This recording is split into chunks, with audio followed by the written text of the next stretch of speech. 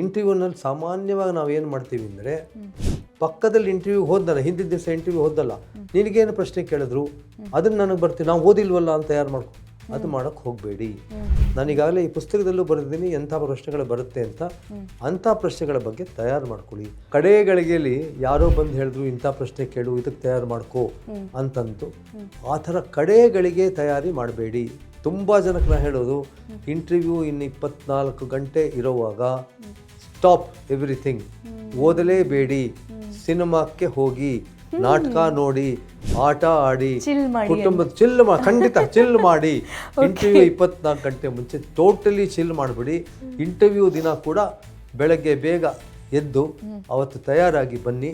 Interview board ನಾವು UPSC ನೀವು ಹೋದಾಗ ನಿಮ್ಮ ಜೊತೆ ಇನ್ನಷ್ಟು ಜನ ಸಿಗ್ತಾರೆ, ಎಲ್ಲರೂ ಒಟ್ಟಾಗಿ ಕೂತಿರ್ತೀವಿ.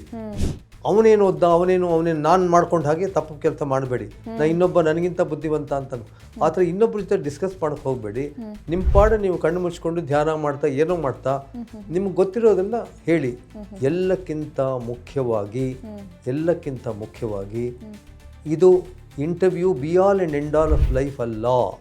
ಇಂಟರ್ವ್ಯೂನಲ್ಲಿ ಒಂದು ವೇಳೆ ಜಾಸ್ತಿ ಮಾರ್ಕ್ಸ್ ತೊಗೊಳ್ಳಿಲ್ಲ ಅಂತ ತಿಳ್ಕೊಳ್ಳಿ, ಏನೂ ಆಗಲಿಲ್ಲ ಅಂತ ತಿಳ್ಕೊಳ್ಳಿ, ಅಕಸ್ಮಾತ್ ಇಷ್ಟೆಲ್ಲ ಕಷ್ಟಪಟ್ಟಿರ್ತೀರ, 6 ಅಟೆಂಪ್ಟ್ ಆಗಿರುತ್ತೆ, 7 ಅಟೆಂಪ್ಟ್ ಆಗಿರುತ್ತೆ, ಇಷ್ಟೆಲ್ಲ ಕಷ್ಟಪಟ್ಟಿರ್ತೀರ, ಇನ್ನೇನು ಅಂತ ಅನ್ಕೋಬೇಡಿ. ಬಹಳ ಜನ ತುಂಬ ಅಟೆಂಪ್ಟ್ ಮಾಡು ಇಂಟರ್ವ್ಯೂನಲ್ಲಿ ಆಗಿಲ್ಲ. ಕಡೆಯಲ್ಲಿ ನೀವು ಇಷ್ಟೆಲ್ಲ ಪ್ರಯತ್ನ ಪಟ್ಟು ಕಡೆಯಲ್ಲಿ ಆಗದೆ ಹೋದರೆ ಅದು ದೈವೇಚ್ಛೆ ಅಂತ.